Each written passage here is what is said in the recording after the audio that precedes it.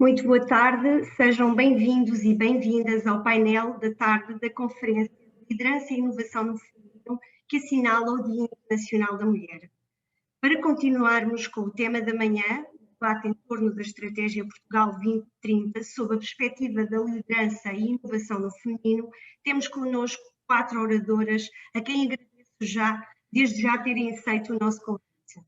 Fátima Madureira, Presidente do Conselho Diretivo da Agência para a Modernização Administrativa, Luísa Proença, Diretora Nacional Adjunta da Polícia Judiciária, Francisca Guedes de Oliveira, Administradora Executiva da Agência para o Investimento e Comércio Externo de Portugal, e Teresa Monteiro, Vice-Presidente do Conselho Diretivo do Turismo de Portugal.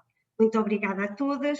Vai moderar o debate a jornalista Ana Sousa Dias, a quem desde já agradeço uma vez mais estar connosco esta tarde, já que também esteve no período da manhã. E para, antes de iniciarmos a sessão, relembrar apenas que deverão manter os microfones e as câmaras desligados durante toda a sessão e podem também utilizar o chat para colocar as vossas questões que serão respondidas no final da sessão.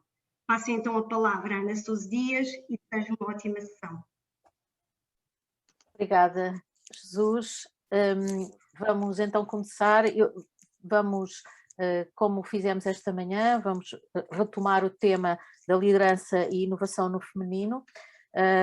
Vamos falar das 4 agendas temáticas centrais da Estratégia Portugal 2030, a saber, primeiro, as pessoas primeiro, um melhor equilíbrio demográfico, maior inclusão, menos desigualdade. O segundo é a digitalização, inovação e qualificações como motores do desenvolvimento. O terceiro, uma economia solidária e sustentável. O quarto, um país competitivo externamente e coeso internamente. Vou dar a palavra inicialmente a Fátima Madureira. Bem-vinda, uma velha conhecida. Fátima. Sim, Ana. Aquilo que combinámos e que a Ana nos pediu para fazermos foi que de alguma forma partilhássemos a nossa experiência pessoal compaginada com os objetivos que a Ana já descreveu. É sempre engraçado quando chega o Dia da Mulher e quando nós nos questionamos acerca destas matérias, fazemos assim uma espécie de retrospectiva da nossa vida e vamos à procura do que é que na nossa vida foi determinante para sermos de determinada maneira ou para chegarmos onde chegamos ou para sermos o que somos, talvez mais isso.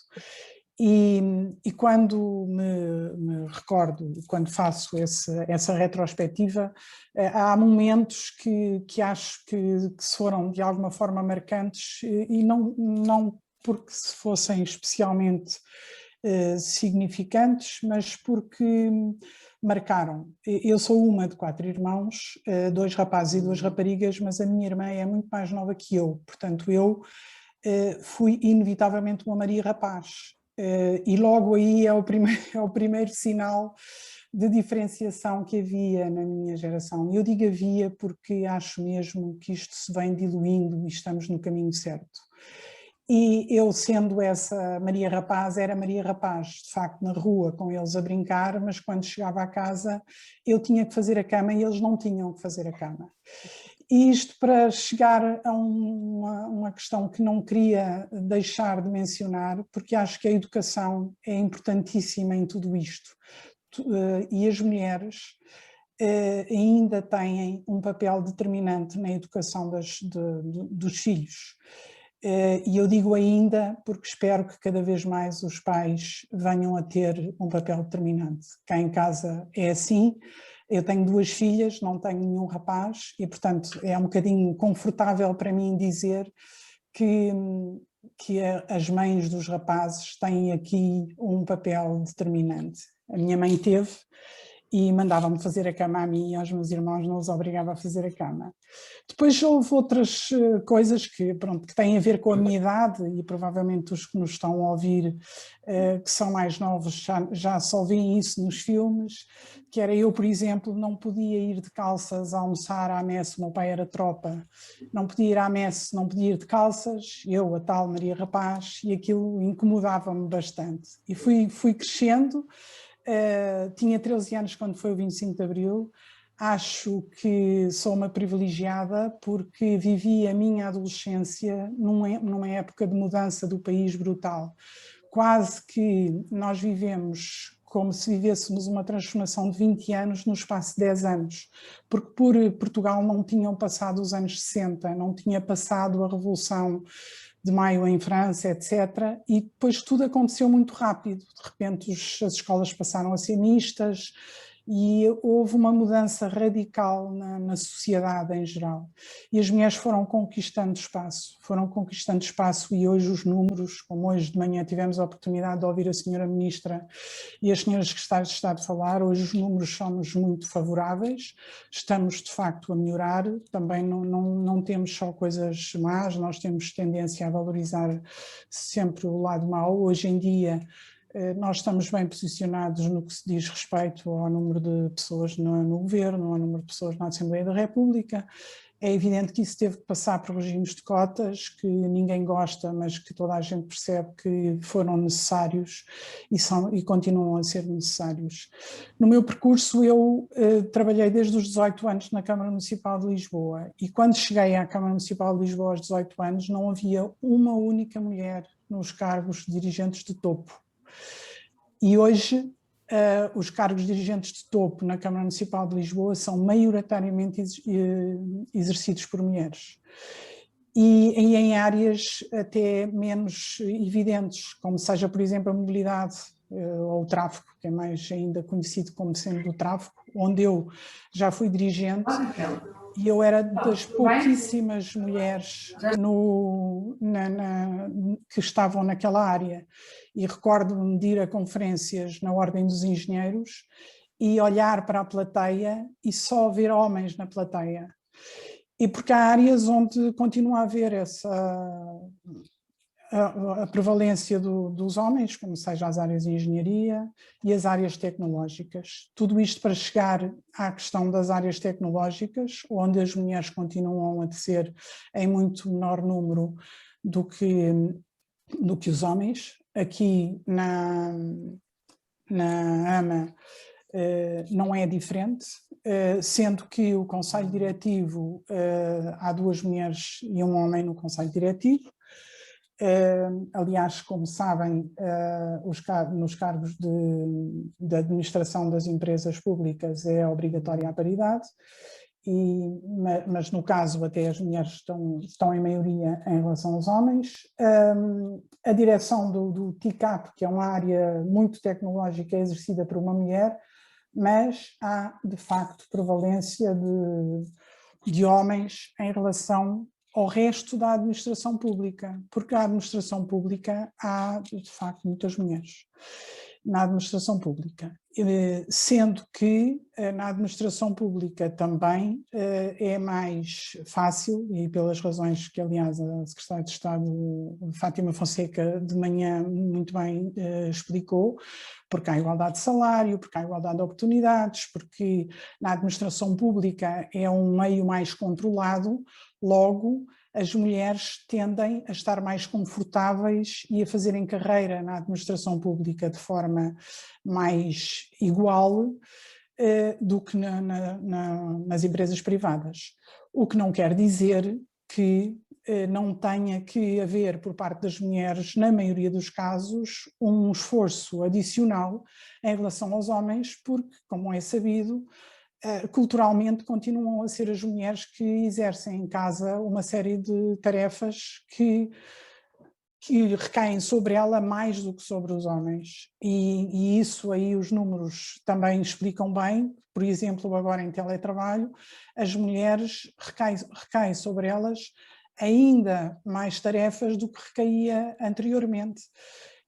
portanto, também temos que estar atentos a tudo isso, e todos nós sabemos que quando uma criança está doente, na maioria dos casos são as mulheres que ficam em casa e não os homens. Portanto, continuamos a ter que trabalhar nesse sentido, continua a ser preciso trabalhar a inovação nessa área, uma inovação que tem que trabalhar com as pessoas, que tem que terem atenção que as pessoas são o centro do serviço público. Nós, na AMA, aquilo que estamos sempre a dizer é que estamos cá para servir as pessoas, é serviço público no bom sentido do termo, no sentido em que nós estamos cá para facilitar, estamos cá para simplificar a vida das pessoas, estamos sempre a fazer o exercício de nos colocarmos no lugar das pessoas e tentarmos facilitar-lhes a vida diariamente.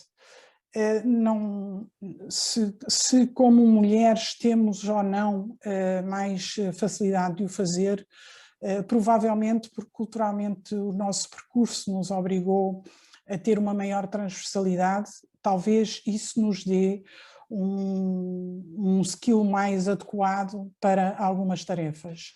Mas, no entanto, eu continuo a dizer, a minha perspectiva é bastante otimista. Eu acho que nós fizemos um caminho muito interessante e acho que hoje as mulheres têm um papel, têm tudo para conseguir de uma vez por todas conquistar a paridade na sociedade. Não tive noção se ultrapassei o meu tempo, se não, Ana. Não há problema. Não, ultrapassou, mas tudo bem. Fátima, obrigada. Eu creio que não disse no início, a Fátima Madureira é Presidente do Conselho Diretivo da AMA, que é a Agência para a Modernização Administrativa. E já agora só assim uma parte rápido, só para lhe dizer, teve muita sorte, só tinha que fazer a sua cama. Eu como éramos 6 irmãos, 2 raparigas e nós raparigas tínhamos que fazer as camas dos irmãos também.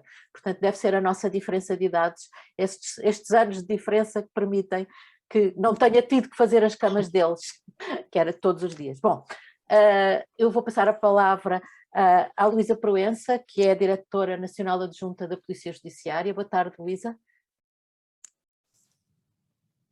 Olá, boa tarde. Boa tarde. Boa tarde a todos. Agradeço em primeiro lugar ao INA o convite para participar nesta conferência sobre liderança e inovação no feminino, no dia em que se festeja e se comemora o Dia Internacional da Mulher.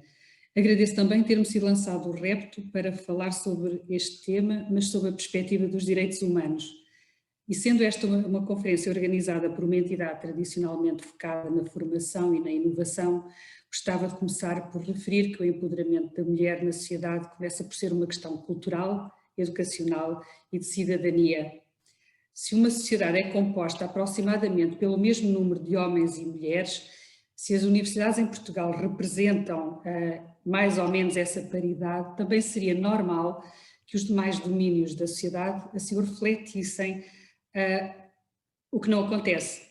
E, portanto, significa que é necessário perceber o que é que acontece depois da escolaridade, para que assim não seja. O que se verifica na maior parte das organizações, segundo estudos das organizações internacionais, é a associação normal e legítima e muito bem da mulher à maternidade. A condição de mãe é como a de mulher, é para a vida. Representa alguém que é capaz de tudo para superar dificuldades, muitas vezes em contextos extremamente adversos e de profunda desigualdade, na família, no desemprego, na sociedade. Mas então, se a Declaração Universal dos Direitos Humanos reconhece o direito universal à constituição de família, que deve ser hoje entendida nas duas diversas formas, será possível que esse direito imponha à mulher-mãe a diminuição de outros direitos humanos, também eles universais e reconhecidos? Será que a mulher tem de se pedir que faça a opção entre ser mãe e ser mulher plena, escolher entre a realização profissional ou a sua condição de mãe de família? Isto, obviamente, quando a mulher deseja ter uma carreira profissional, como é lógico. E é fácil compararmos as estatísticas na família, até quantas horas a mais as mulheres trabalham em relação ao seu par. As tarefas da família ainda estão longe de ser partilhadas. E aqui não deve haver confusão com divisão de tarefas, isso é algo, não é a mesma coisa. E, portanto, tem que haver uma partilha genuína e não por obrigação. Ouvimos ainda com frequência os nossos colegas dizer: eu em casa ajudo muito a minha mulher. Isto é muito bonito, mas isto é sinal de que ainda não há um reconhecimento que as tarefas da família são da família e não de uma pessoa que depois é ajudada de acordo com a solidariedade que o seu agregado tem para com essa mulher.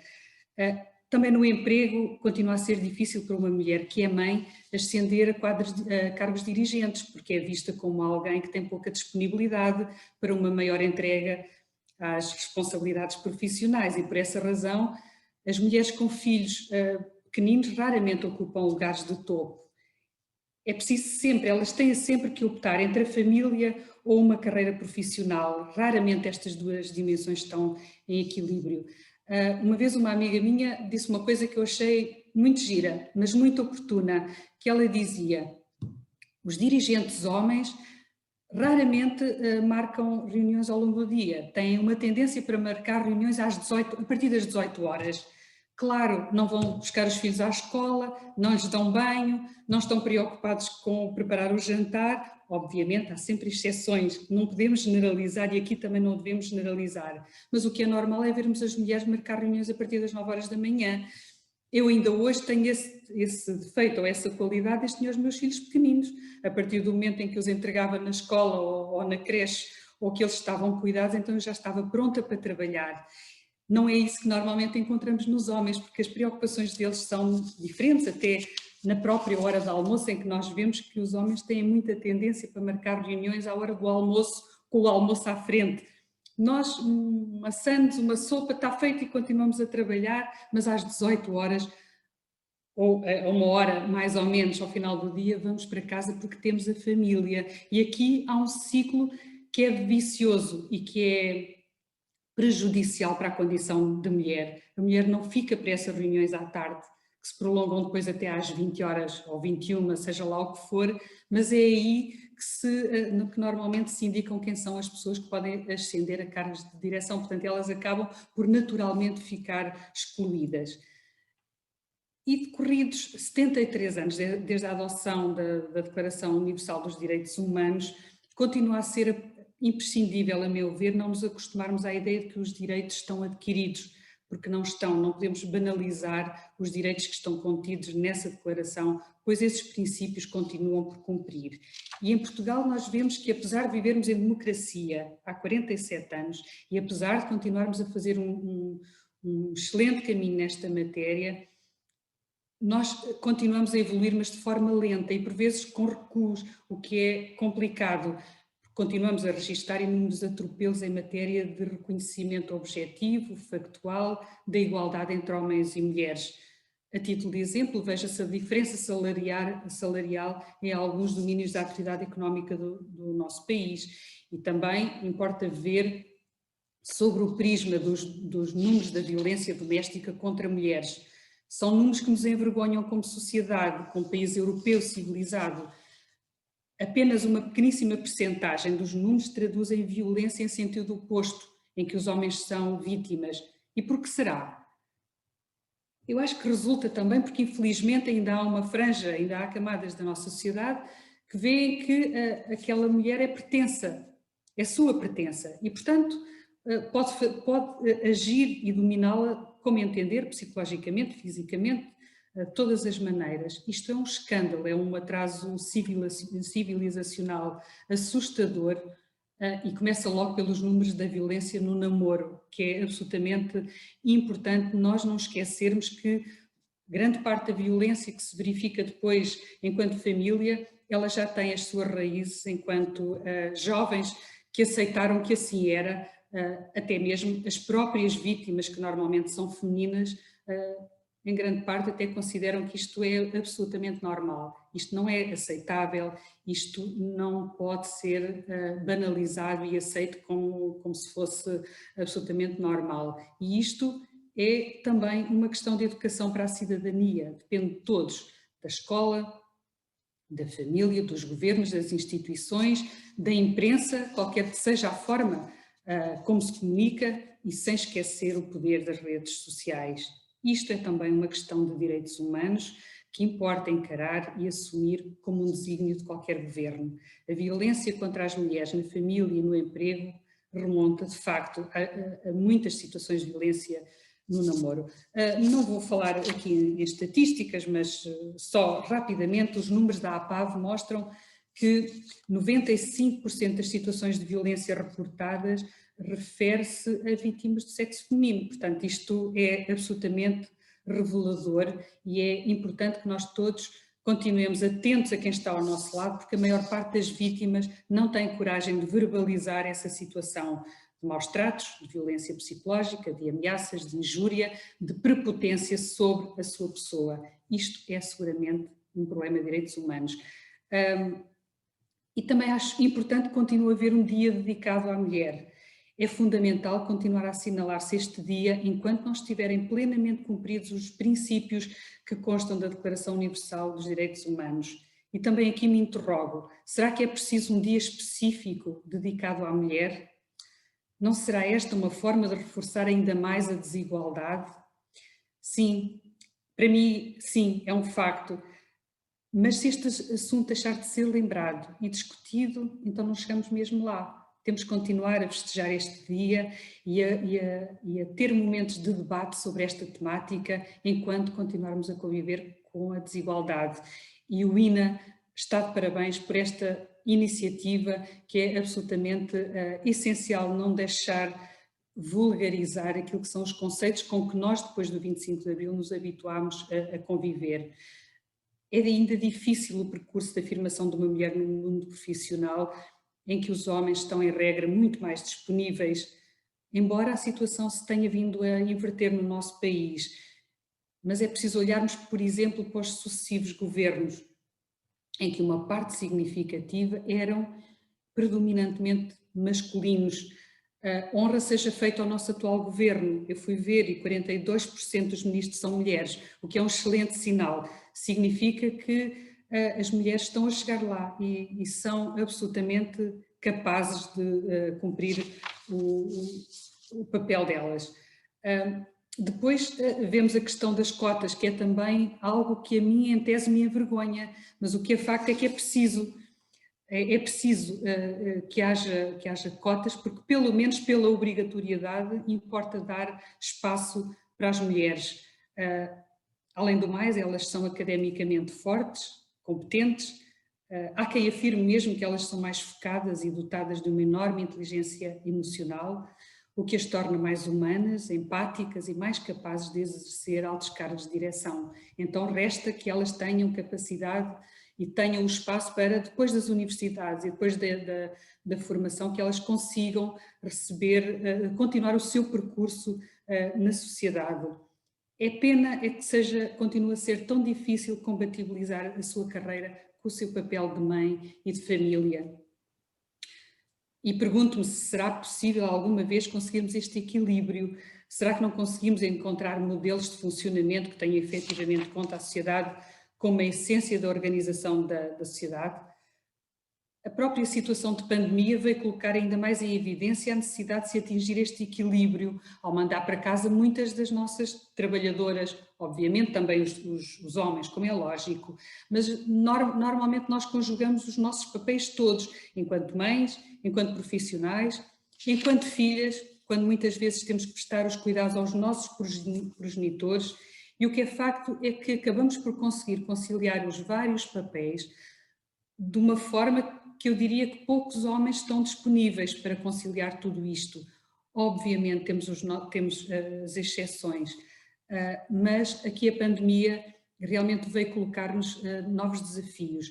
E também a estratégia 2030, diria eu que é decisiva nesta promoção da posição da mulher nos lugares de direção, até porque vamos continuar a assistir a uma mudança significativa ao nível do modelo de organização e funcionamento da sociedade, que é ditada pela obrigatoriedade, se não pela vontade, de transição para o mundo digital. E aqui a capacidade intelectual das mulheres impõe-se como nunca.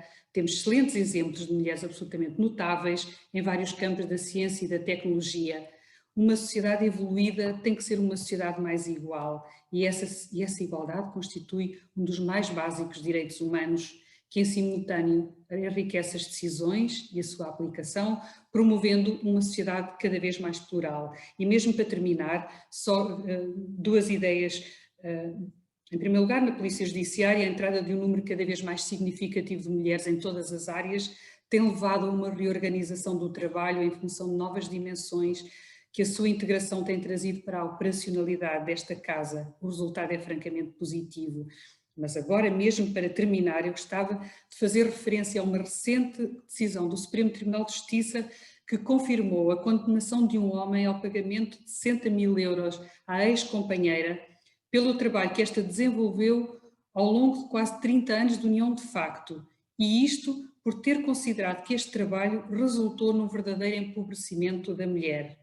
Esta é uma decisão relevante, mas não deixa de ser também um sinal de que é preciso recorrer aos tribunais para que seja reconhecido e salvaguardado um direito fundamental no feminino. E é tudo por agora. Estarei ao vosso dispor se houver alguma questão. Muito obrigada a todos pela vossa atenção. Muito obrigada, Luísa Proença. Gostei muito da questão das reuniões às 6 da tarde e das reuniões às 9 da manhã. Acho que já todos passámos por isso. Vou passar a palavra a Francisca Guedes de Oliveira, que é administradora executiva da agência da ICEP, para ser mais rápido, porque é um nome muito comprido e todos sabem o que é. Boa tarde, Francisca. Obrigada, Ana. Boa tarde. Em primeiro lugar, agradecer o convite para estar aqui neste dia especial, que eu é um bocadinho como as cotas. Tenho sempre mixed feelings em relação a nos distinguirmos, mas que acho que são importantes, e acho que são importantes enquanto nós chegamos àquilo que de facto nós achamos que é a igualdade e a paridade das nossas situações. Se vocês achassem, se eu conseguir manter-me dentro do tempo, e acho que conseguirei, eu queria fazer a minha intervenção em 3 partes distintas. Uma primeira, que não tinha pensado, mas que não gostava de deixar de fazer, que é fazer pequenas notas e apontamentos acerca daquilo que acabei de ouvir, porque eu vi coisas muito interessantes, algumas que eu tenho uma perspectiva um bocadinho diferente, e depois tentar focar o que é isto, o papel da mulher e a liderança no feminino ligado aqui a algumas das agendas que nós estamos a discutir no Portugal 2030, e por último um bocadinho da minha experiência profissional, o que é que significou isto de ser mulher, conciliar família, 3 filhos com carreiras, vivendo no Porto, que é um desafio adicional. Bem, mais adicional será viver no interior, mas em relação a viver em Lisboa, garanto-vos que é um desafio adicional, e portanto falar um bocadinho da minha experiência. Começando pelos apontamentos. Eu gostei imenso das intervenções, quer da Luísa, quer da Fátima. Eu tenho só um irmão, tenho uma irmã e um irmão. E acho que eu e a minha irmã, sei lá, mataríamos os nossos pais se alguma vez nos sugerissem fazermos a cama do meu irmão.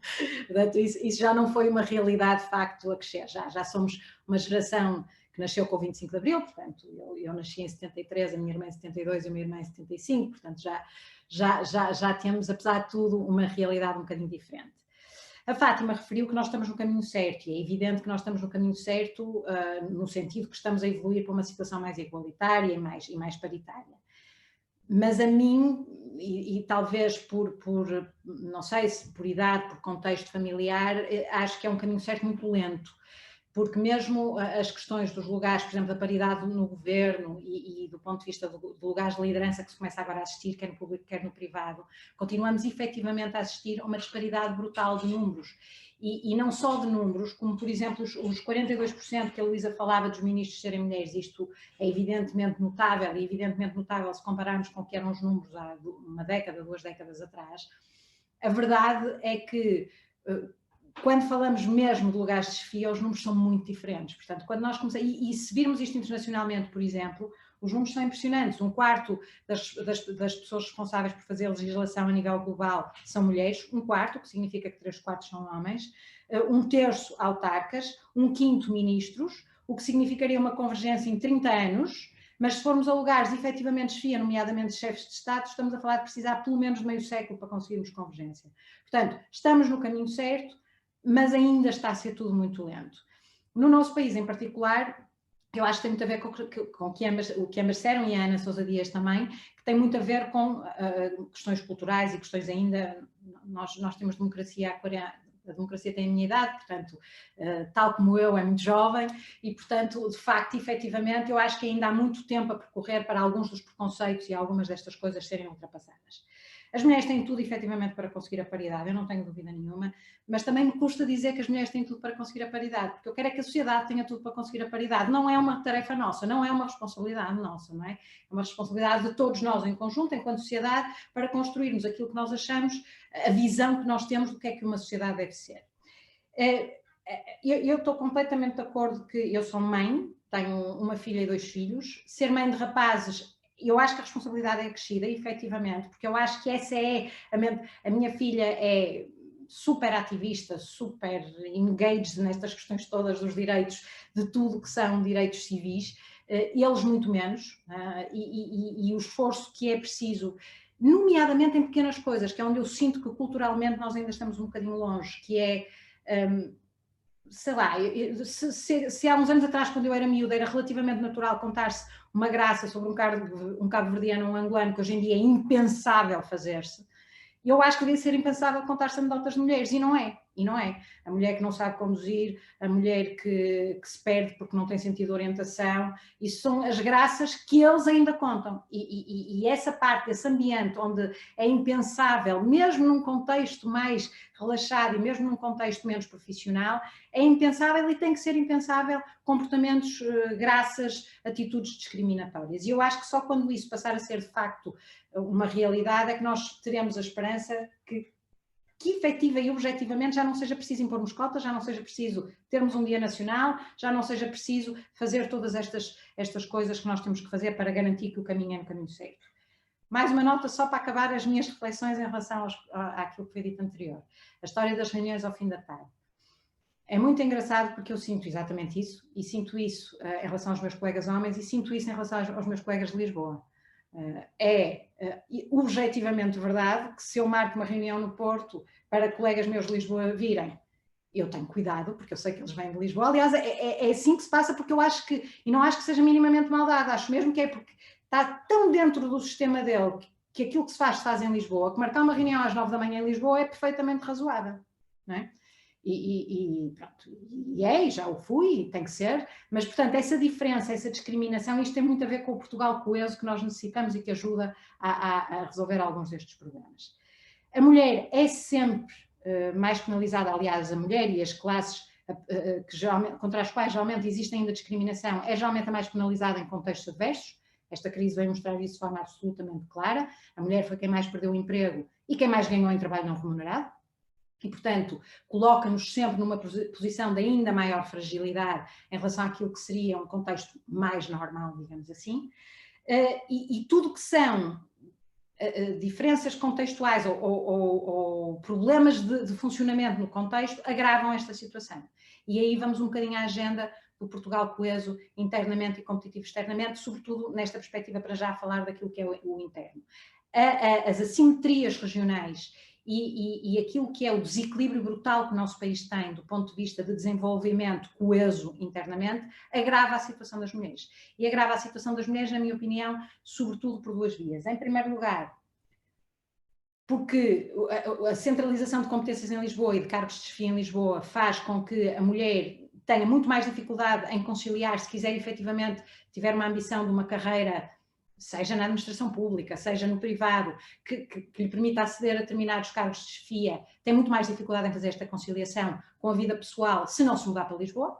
E, portanto, viver fora de Lisboa e ter acesso às oportunidades de liderança e de cargos de administração e de cargos de chefia é muito mais complicado num contexto de um país desequilibrado, porque obriga a uma deslocalização, isso por um lado, e por outro lado, porque muitas vezes, para isso ser possível para os homens, e para os homens terem a possibilidade de aceder aos cargos, obriga à deslocalização das mulheres, muitas vezes completamente desenraizadas do ponto de vista profissional.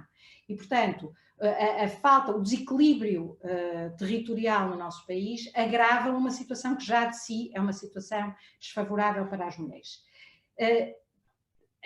claramente uma agenda que tente ou que tenda a promover a cidade de dimensão intermédia, a cidade interior, e que tenta desenvolver de alguma forma estas regiões menos densamente povoadas, pode beneficiar quer as mulheres, porque lhes permite conseguirem fazer a sua carreira e aceder aos seus lugares sem terem que fazer a opção família, profissão, e permite também.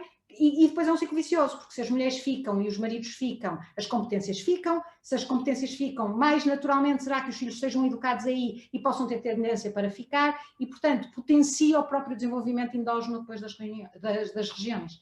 E portanto, do ponto de vista de coesão territorial, é absolutamente fundamental para combater a discriminação das mulheres e para garantir o acesso igual a oportunidades, que haja um potenciar do resto do país e uma descentralização de competências. Por outro lado, as mulheres em lugar de poder podem ajudar a que isto seja conseguido, isto é, todos nós temos os nossos óculos, não é? Os nossos filtros quando olhamos para a realidade, que são obviamente condicionados pelas nossas experiências. E portanto, quando falamos de homens e mulheres, os homens usam os óculos diferentes dos das mulheres, claramente, porque as experiências, neste caso, sobretudo as experiências de discriminação, são completamente diferentes. E portanto, as mulheres terão... Eu tenho alguma dificuldade em achar que há características típicas das mulheres e dos homens. Acho que há um espectro grande de características e as mulheres... Sim, acabo já, Ana. Pronto. Acho que as mulheres em lugares de poder podiam trazer uma visão diferente a este assunto e, portanto, por aí também potenciar o desenvolvimento coeso do país. Por último, e para acabar, a minha experiência pessoal, muito difícil distinguir, porque eu acho que sou uma privilegiada porque tive acesso à educação e a qualificações, o que me abre o leque de opções e aquilo que são as oportunidades a que eu tenho acesso e, portanto, posso decidir. Privilegiada porque tenho uma rede familiar enorme que me permitiu manter, por exemplo, os filhos em escola pública, com os horários esdrúxulos que as escolas públicas têm, ainda assim ter sempre full-time jobs, mas tenho noção que tive, ao longo da minha vida, sempre desafios por ser mulher, nomeadamente na academia, e acabo com isto. Eu sou académica de base, a minha carreira é uma carreira académica, e eu fiz o doutoramento mais tarde do que homens colegas meus, porque tinha filhos e estava a ter filhos e a constituir família, porque os tempos são os mesmos, não se faz doutoramento com 50 anos ou não se tem filhos com 50 anos, portanto os tempos são os mesmos. Acabei o doutoramento já com 3 filhos, o que significa que eu tive um período em que devia ser produtiva do ponto de vista de investigação, em que tive, grosso modo, 1 ano e meio com licenças de maternidade, em que tive, grosso modo, 3 anos a dar de mamar, e, portanto, tudo isso que era a altura fértil do ponto de vista intelectual para que a carreira académica acelerasse, foi a altura onde eu tive necessariamente que estar a fazer tudo o resto. E não há políticas ativas que permitam conciliar estas duas coisas. E acho que a sociedade tem que tomar uma decisão. Ou queremos ter crianças e famílias, e famílias estruturadas com pai e mãe a darem apoio às famílias, e aí temos de ter políticas ativas para permitir isso, ou as famílias vão desaparecer, porque eu acho que as mulheres hoje em dia percebem que ou optam por uma carreira profissional ou então as coisas são muito complicadas e, portanto, isso vê-se nos números da natalidade e da demografia. E cala, Mana. Estava a falar muito bem, não queria calá-la, mas é só por causa do tempo, porque temos que terminar às 4. Claro, claro. E sim, parabéns por ter conseguido fazer doutoramento com 3 filhos, acho extraordinário, parabéns. Vou passar a palavra a Teresa Monteiro, que é vice-presidente do Conselho Diretivo do Turismo de Portugal. Boa tarde, Teresa. Eu sei que estamos a resvalar no tempo, mas não vou poder deixar de lhe pedir que seja que seja sintética, sem estar a reduzir artificialmente aquilo que tem para dizer. Olá, boa tarde a todos. Em primeiro lugar, queria felicitar o INA por esta iniciativa e agradecer o convite que me dirigiram e que muito me honra estar aqui neste painel com todos os colegas que já me antecederam e que eu vi atentamente e com muito interesse. E também à Ana por nos conduzir por este percurso expositivo. Aceitando o desafio que nos foi dado, eu começaria por partilhar um pouco da minha experiência profissional e aquilo que foi a minha carreira e que, no fundo, me faz ter uma certa visão e perspectiva da liderança no feminino, para depois passar para o tema que me foi adstrito, digamos assim, de economia e sustentabilidade. Eu comecei a minha carreira profissional com atividade docente na Faculdade de Direito de Lisboa e simultaneamente a advocacia.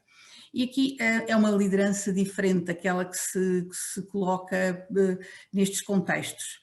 Eu diria mesmo que nem há aqui verdadeiramente uma liderança, é um tipo de posicionamento e de perspectiva diferente.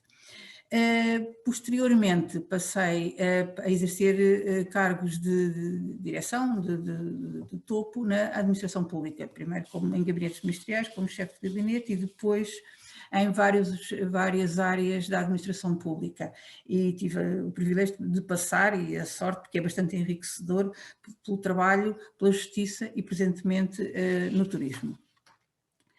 Em todos estas áreas e em todos os organismos por onde passei, eu considero que tive a faculdade de beneficiar de uma experiência altamente enriquecedora, porque estive em órgãos colegiais em que a liderança de uma organização de topo era partilhada entre homens e mulheres. E para mim isso foi uma experiência altamente positiva, porque permitiu uma liderança mista, uma liderança mais rica e que constituiu uma mais-valia para os próprios, mas também para a própria organização. É evidente que há diferenças entre uma liderança no feminino e uma liderança no masculino. Inevitavelmente, porque há características intrínsecas de cada um dos géneros que levam a que sejam adotadas abordagens diferentes, traços de personalidade que induzem comportamentos diferentes, metodologias de intervenção diferentes e formas de atuar e de alcançar os objetivos diferentes. O próprio relacionamento com as equipas, de as motivar, de as inspirar, de potenciar competências das equipas com quem trabalhamos, são diferentes. Mas eu creio que é esta diversidade e esta idiosincrasia de género que enriquece a liderança. Atualmente, nas nossas organizações que se pretendem globais e inclusivas, eu entendo que, e é essa a minha experiência, são necessários líderes que combinem um conjunto de valores muito mais abrangentes e multidiversificados e multifacetados, diria mesmo que se poderá chamar uma liderança holística. Neste momento, e é uma das situações que no Conselho Diretivo do Turismo de Portugal, são 4 membros, são 3 homens e uma mulher. Todas as decisões são absolutamente partilhadas, discutidas e ponderadas com as perspectivas de abordagem de cada um de nós. E acho que isto permite uma decisão, que as decisões sejam tomadas de uma forma muito mais equilibrada e muito mais cobrindo todas as perspectivas de análise. Mas, no fundo, esta é a minha experiência e tem sido a minha experiência ao longo de vários anos na administração pública.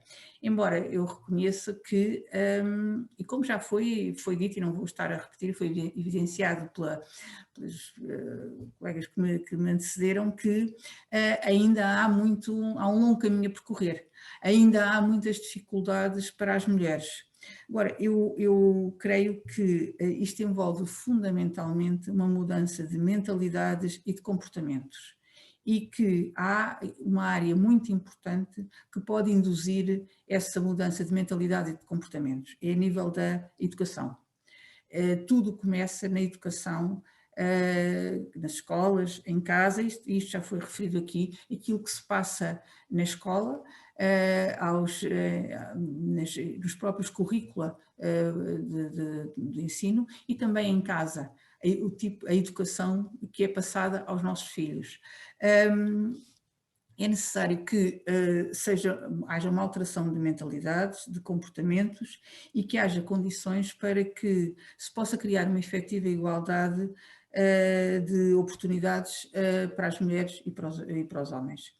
Condições de acesso e depois de manutenção no mercado de trabalho. Agora, gostava de, passando um pouco para o tema que tenho, de economia e sustentabilidade, de abordar um pouco o setor em que estou, o setor do turismo.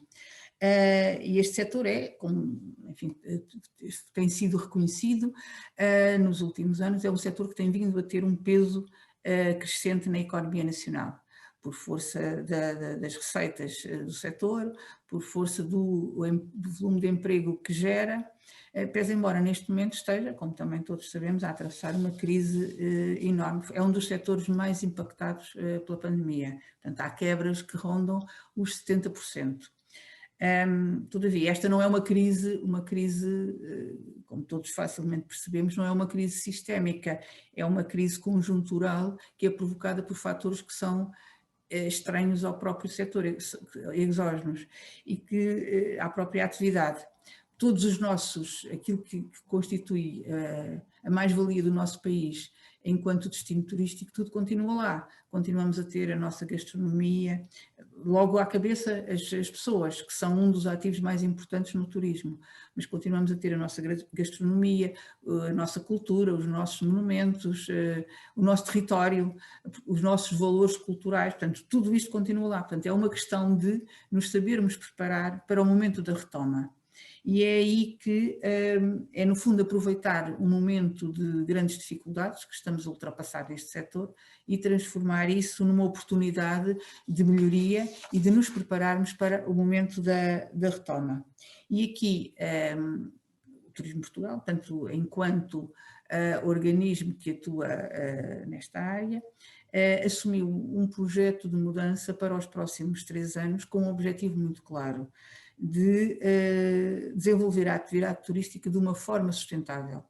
E foi preparado e foi estruturado um plano que chamamos o Turismo Mais Sustentável há 3 anos, que no fundo é a responsabilidade que o Turismo de Portugal assume de mobilizar os agentes do setor e toda a sociedade para a promoção da sustentabilidade do turismo em Portugal.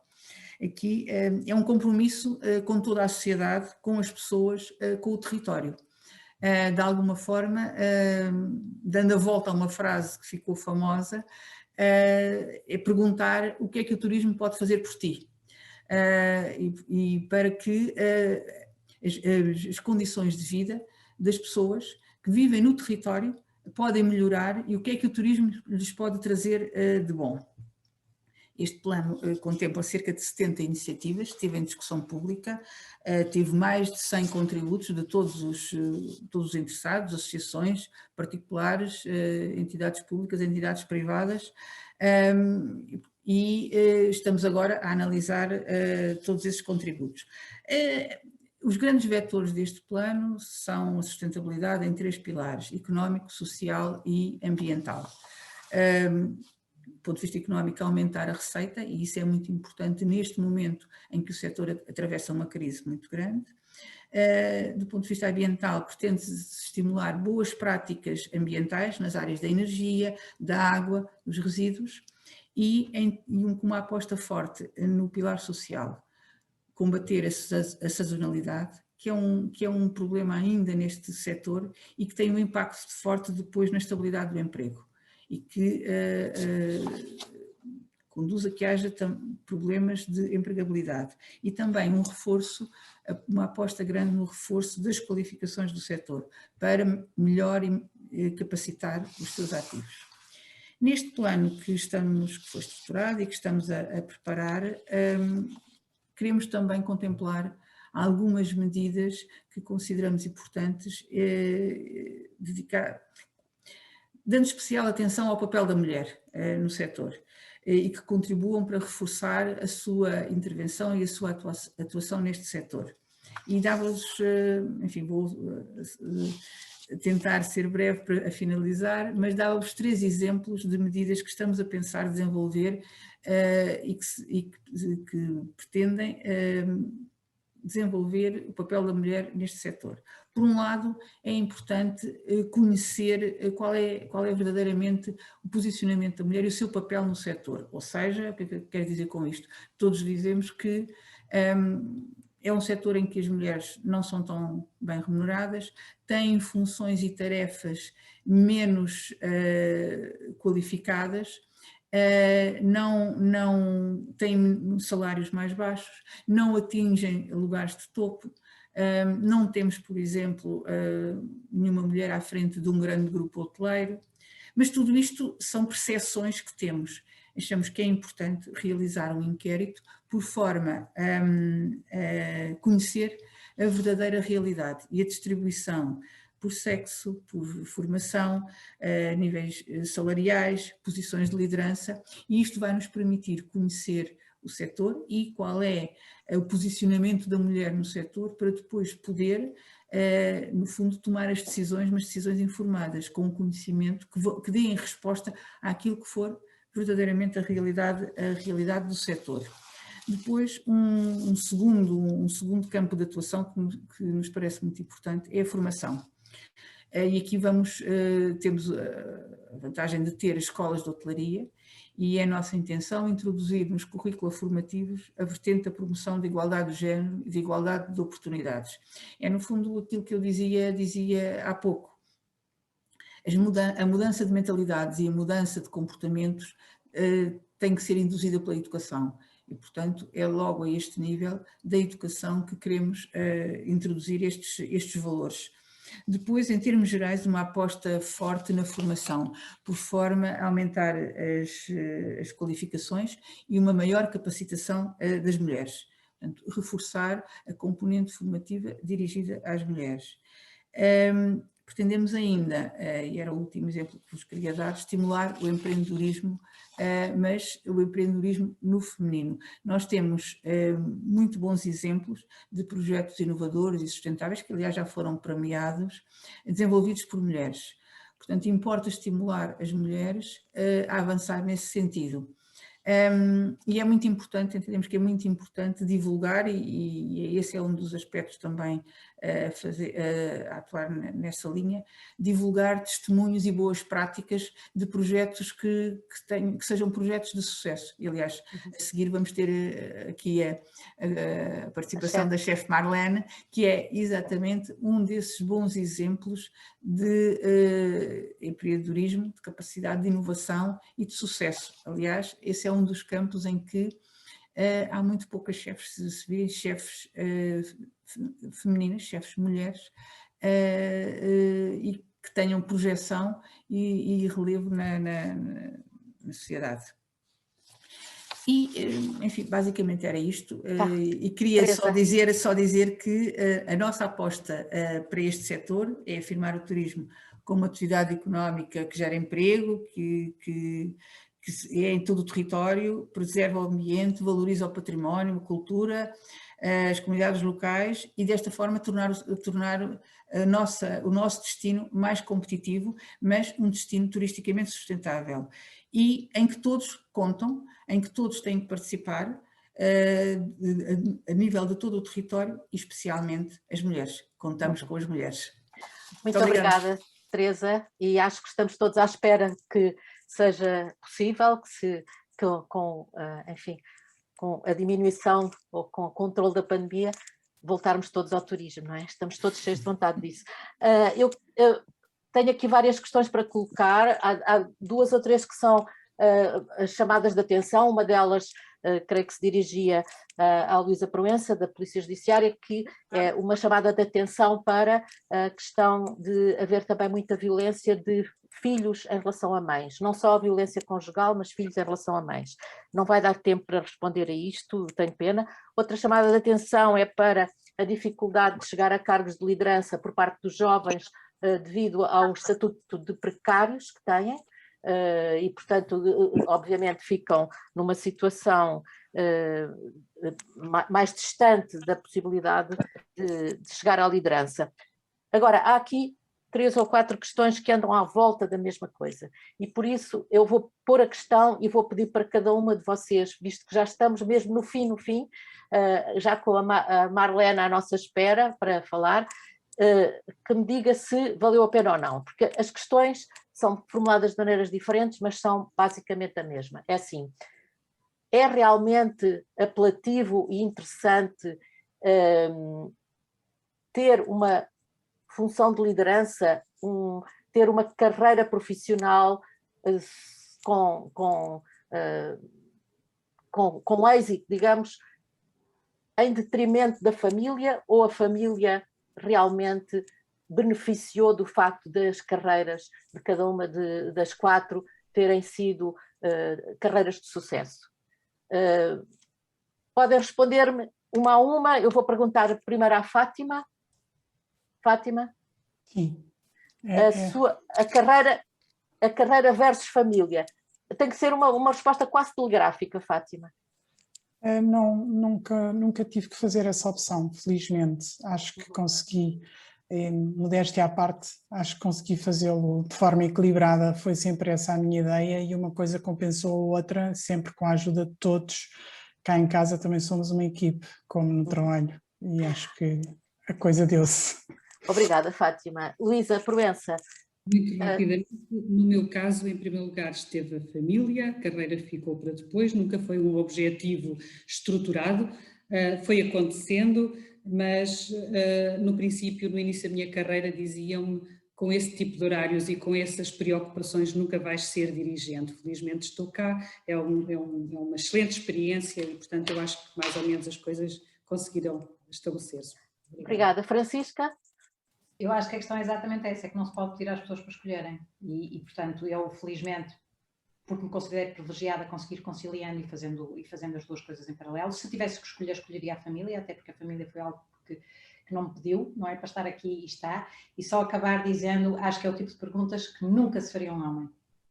Exatamente. Teresa? Sim. Eu pessoalmente nunca fui confrontada com essa necessidade de escolha, porque tenho uma retaguarda familiar e em termos de suporte, e portanto nunca fui. Agora acho que a questão não é essa, e não, esse é que é o cerne do problema. Nunca deveria ser necessário as mulheres terem que escolher entre a carreira e a família. É a tal mudança de mentalidades e de condições que tem que... Há um caminho para fazer e tem que se fazer, mas que não deviam ter que escolher. As mulheres é que depois fazem a sua opção pessoal, se querem, e porque não se tem que ser dirigente necessariamente. É quem gostar de ser e quem tiver a potência para o ser. Agora, não tem que ser necessariamente. E não é menos capaz, menos competente, menos valorizada no seu trabalho por isso. Era só. Exatamente. Obrigada pelas 4 respostas rápidas, obrigada por cada uma das intervenções. Foi uma bela hora de conversa. Muito obrigada a todos e obrigada também aos que estiveram a assistir e que participaram com tantas perguntas. Obrigada, então. Obrigada. Boa tarde e eu creio que vamos para a Marlene, vamos ouvir. Obrigada. Obrigada, Ana, muito obrigada ao excelente painel de oradoras que enriqueceu muito este debate. E para podermos encerrar a conferência, vamos ter também a participação de uma convidada especial, a chefe e empresária Marlene Vieira, a quem passo já a palavra. Olá, muito boa tarde. Não sei se me estão a ver. Olá, Marlene, não estamos a conseguir vê-la. É isso que eu estou a tentar. Agora sim. Agora sim. Olá, boa tarde. Olá, boa tarde a todos. Estão-me a ouvir? Boa tarde. Estamos a ouvir perfeitamente, Marlene. Que bom, que bom. Quero agradecer, antes de mais, e feliz Dia das Mulheres a todas. Sinto-me muito honrada por estar aqui neste painel, que eu estive a ouvir atentamente e estou, de certa forma, orgulhosa por ser mulher e estar no meio de tantas mulheres fantásticas que estão aqui presentes hoje, algumas das mulheres importantes deste país e que fazem toda a diferença nestes dias, pronto, e que nos inspiram muito. Quero também dizer que eu não sou assim tão especial, mas fico honrada por esse reconhecimento. Sou uma simples rapariga, cheia de sonhos, cheia de vontade de romper aqui alguns preconceitos e algumas barreiras numa área que, como disse há pouco, a área do turismo, restauração, tão difícil e tão, não é, é difícil, mas que eu acredito que há outras áreas igualmente difíceis, mas que tem sido um desafio bastante, como é que eu posso dizer? Tem sido um desafio até de certa forma que dá gozo, que me dá certo gozo, porque o preconceito que se tem é que é muito difícil romper aqui com a questão da liderança nas cozinhas, no feminino, e que eu não projetei nada antecipadamente, portanto não era algo que eu tinha, que eu aos 12 ou 15 anos disse eu um dia vou ser chefe de cozinha, não é nada disso, ou dona de um restaurante, ou 2, ou 3, o que fosse. Foi algo que foi acontecendo e que foram subindo, fui subindo alguns degraus e que percebi que poderia ser capaz de tomar conta e de assumir um restaurante e uma equipa e fazer as coisas um bocadinho da forma que eu achava que poderiam ser feitas, e de maneira que, apesar de ter sido difícil, é possível. Eu concordo com quase ou praticamente tudo o que foi dito aqui há pouco sobre a questão da igualdade e ainda o caminho que se tem a percorrer dentro pronto, para se conseguir atingir aquilo que nós achamos que é a igualdade de género. Por isso eu concordo com a questão de nós, que vem muito da educação, e por isso isso acho que a mim fez na minha geração fez alguma diferença, porque eu já nasci também após 25 de Abril, e de certa forma as coisas já eram um bocadinho diferentes na educação. Eu já tive, a minha infância já foi a ver o meu pai e a minha mãe a partilharem as funções, e não havia, de certa forma, nenhuma distinção no que era, o que é que era a obrigação de um ou o trabalho do outro, as escolhas de um, as escolhas do outro, e acho que esse exemplo é fundamental depois no nosso caminho ao longo da vida. Acho que isso foi muito importante para eu poder perceber que eu podia fazer o que eu achasse que queria fazer.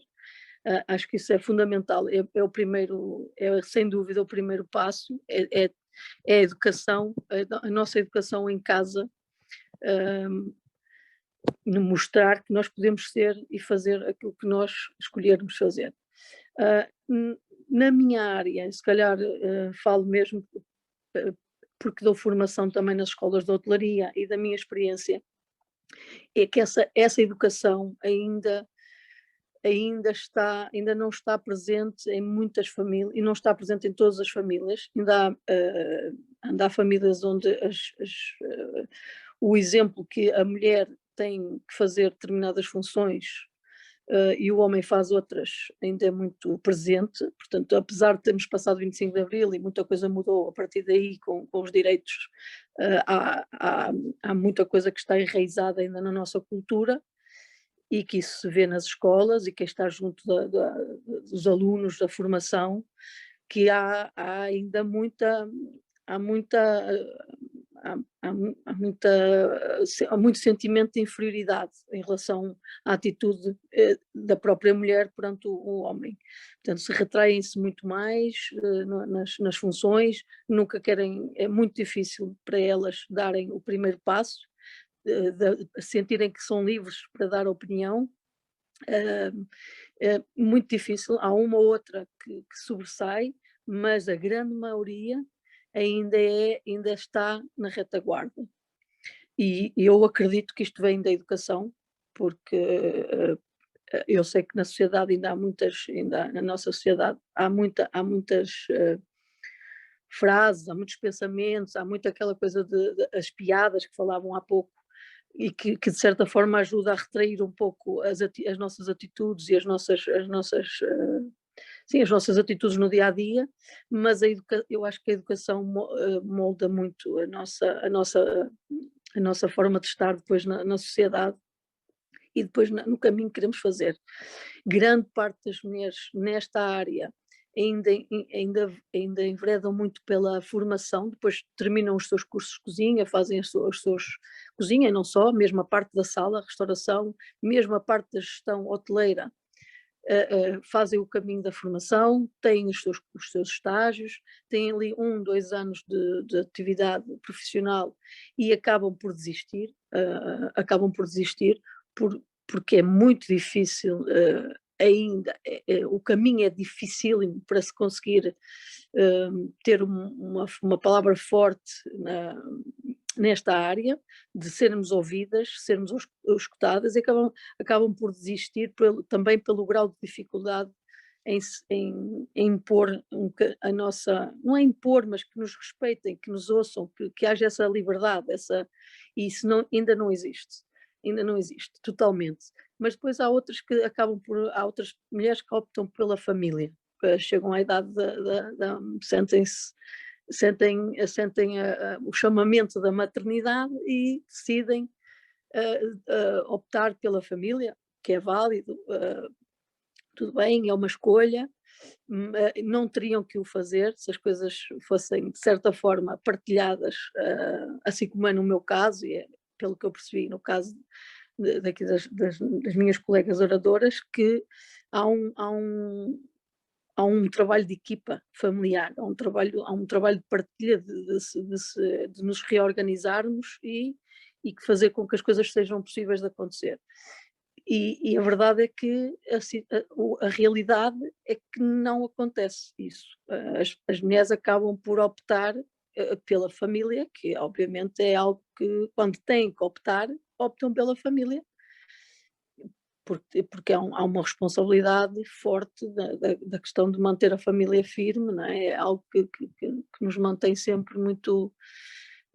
pronto, é difícil escolher. E, portanto, quando se tem que escolher, eu acho que a maioria das mulheres escolheriam a família.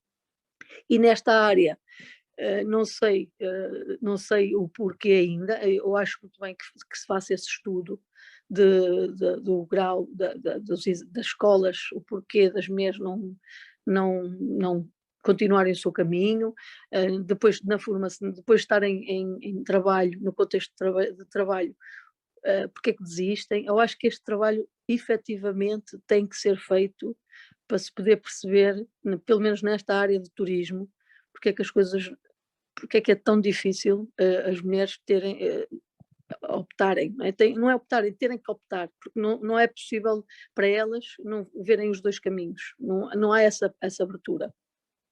E pronto, o que é que eu posso dizer mais? Muitos dos assuntos relacionados com este tema já foram aqui abordados.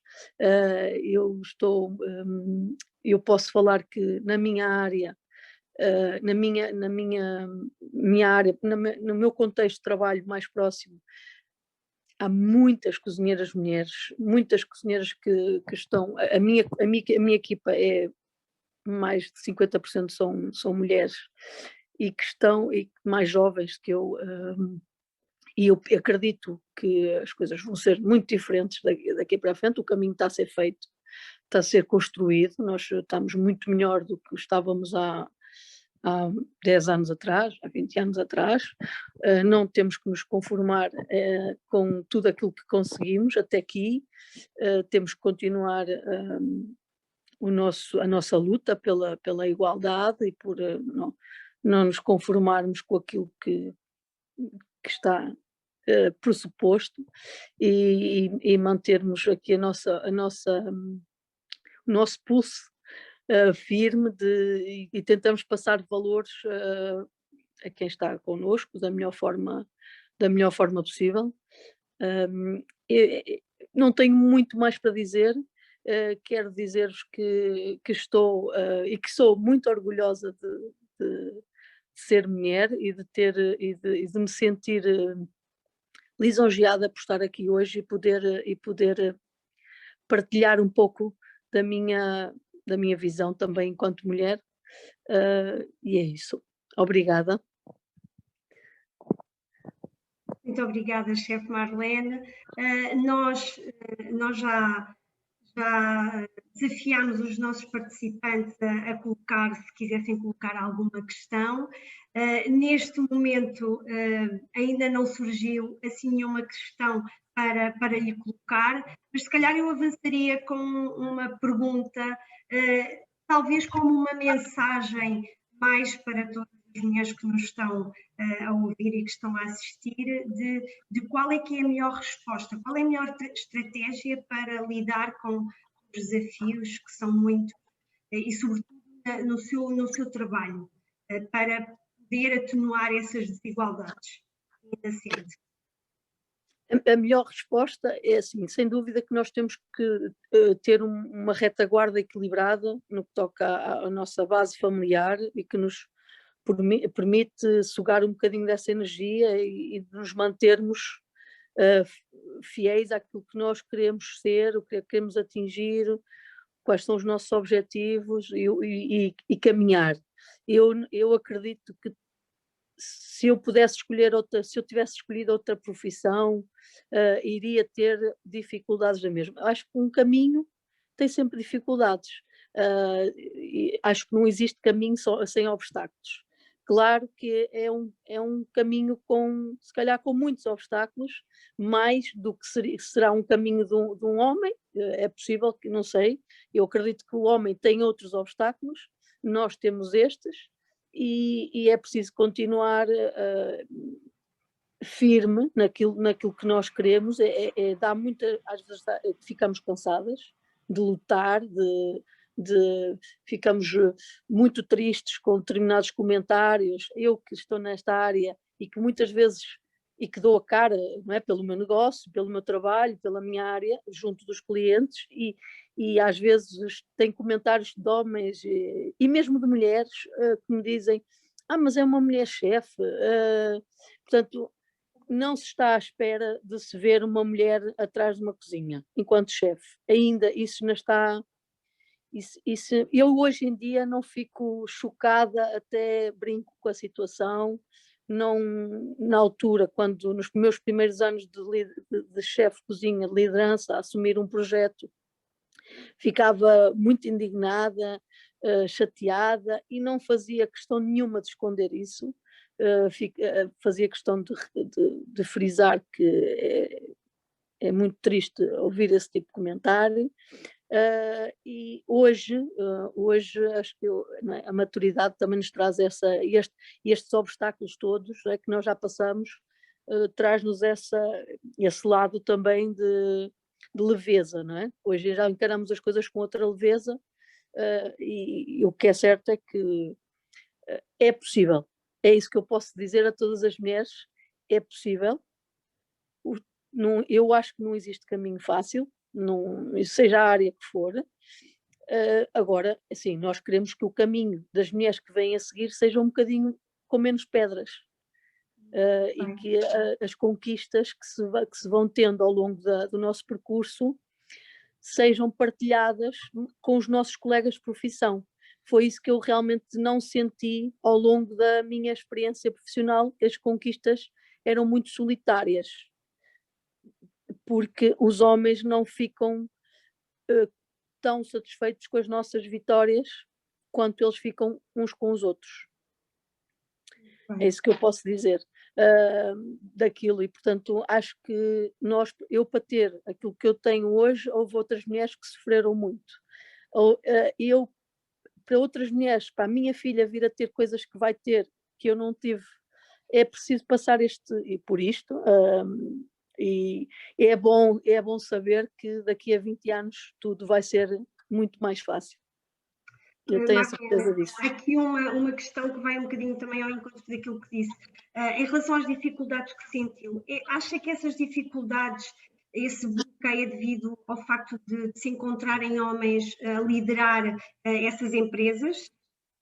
Claro. Considera claro. que sim? Sim, claro que sim. Considero que sim. A questão da maternidade na restauração, quem é mãe e quem quer ser mãe, não é visto com bons olhos, não é um obstáculo, deixamos de ter oportunidades de emprego, mesmo. Eu senti isso na pele quando tive a minha filha, e que fui a entrevistas de emprego e ninguém me abriu a porta, e tive eu que forçar de certa forma, tive que ir à procura por outro lado, não é? Tive eu que abrir a porta a mim mesma, e como é óbvio, isso ainda é muito presente, portanto não vamos enganar-nos com essa questão, porque ainda as oportunidades não são iguais no mundo do trabalho, não são mesmo, mas eu tenho esperança que todas estas iniciativas, todos os grãozinhos que nós vamos colocando vamos ter um resultado melhor daqui a uns tempos, e é importante que se continue a lutar todos os dias e não deixar nenhuma oportunidade de nós conseguirmos mostrar que estão errados quando nos magoam, acho que temos que manifestar sempre quando as coisas não estão, mesmo com leveza, porque é uma particularidade que as mulheres têm, que os homens não têm, é a fragilidade misturado com a leveza, e que podemos falar desses assuntos com esta leveza, mesmo com bom humor, mas não deixar de falar deles, porque é importante. Muito bem. Há aqui uma questão que tem a ver mais com a liderança no seu setor de atividade. Quais são os desafios da diversidade? Uma equipa na cozinha, o que é? Uma orquestra, uma banda de jazz? É uma orquestra, sem dúvida. Eu também costumo dizer que pode ser uma equipa de futebol. Cabe-nos a nós, líderes ou chefes, ajudar as pessoas, os nossos colegas de trabalho, as pessoas que trabalham connosco, a serem melhores naquilo que fazem, ou ajudar a acreditar, ajudá-los a acreditar que são bons. De certa forma é valorizar o trabalho deles e abrir um bocadinho o caminho, não é? Abrir-lhes um bocadinho, abrir um bocadinho a porta e depois deixá-los caminhar. De certa forma é isso. A diversidade é extremamente importante, porque nós somos complementos, o feminino e o masculino são complementos, há pouco diziam que a liderança no feminino é diferente da liderança no masculino. Um homem a cozinhar é muito diferente de uma mulher a cozinhar, o comportamento de um homem numa cozinha, enquanto colega, é muito diferente de uma mulher na cozinha, enquanto colega, e a pessoa que está, o maestro, tem que saber integrar saber ligar da melhor forma as duas, mas tem que existir os dois, porque senão não conseguimos, a harmonia não será perfeita.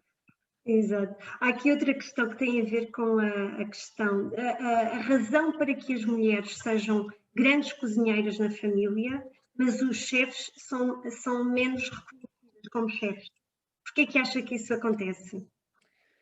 Porque as mulheres gostam de ter liberdade de sensibilidade, como é que eu posso dizer? Gostam de, hoje fazem o arroz assim, amanhã fazem o arroz de outra forma. E há ali uma sensibilidade que as mulheres gostam de sempre apurar, de mexer, não gostam de fazer sempre igual, são menos regradas nesse campo. Os homens são muito mais técnicos e mais consistentes, não é? Essa é que é a verdade. É a minha visão da coisa, é a minha visão é preciso, e por isso é que eu dizia que é preciso os dois lados, porque a cozinha tem tanto de sensibilidade como de técnica. Não existe, é claro que a técnica é muito importante por causa da consistência, mas há coisas que fogem ao nosso controle, e a sensibilidade, o conhecimento de olhar, de perceber o que falta, vem das mulheres. E por isso é que as mulheres criaram tantas receitas de cozinha no nosso país, e que as receitas são grande parte criadas pelas mulheres por causa dessa sensibilidade. E depois temos mulheres no norte que fazem um arroz assim, as mulheres do Algarve fazem assim, as mulheres daquela família fazem assado, tem a ver com a sensibilidade da mulher. Os homens gostam da técnica, da perfeição, não gostam ali do desvio, não é? É basicamente isso. Diga uma coisa, sente que hoje os colegas homens sentem mais a sua liderança? É mais fácil aceitarem? Sim, agora muito mais, sim. Pronto, e gostam de sentir a nossa força, a nossa determinação. Acham há uns 10 anos atrás era muito difícil, muito difícil.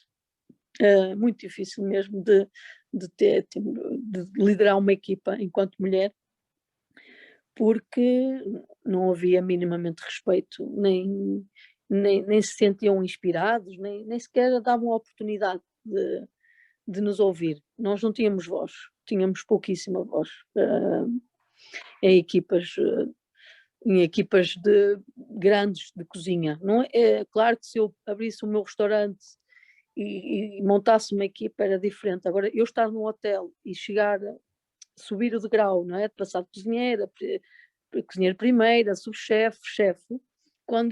Isso aconteceu-me, e quando eu cheguei a chefe, tive vários homens a virar as costas e irem embora.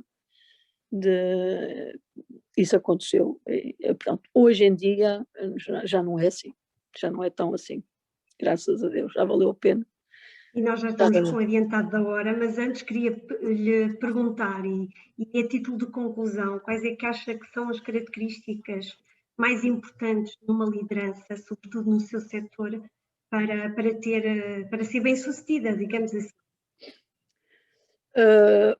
As características, ora bem, é muito importante ouvir quem está connosco, não é? Ouvir, conhecer muito bem, conhecer a equipa, ter objetivos muito bem definidos e o objetivo ser comum, as pessoas que trabalham connosco sentirem o objetivo como sendo delas também, portanto, ter essa capacidade de ligar, todos termos o mesmo caminho, não é? Acho que isso é a grande dificuldade de caminharmos todos lado a lado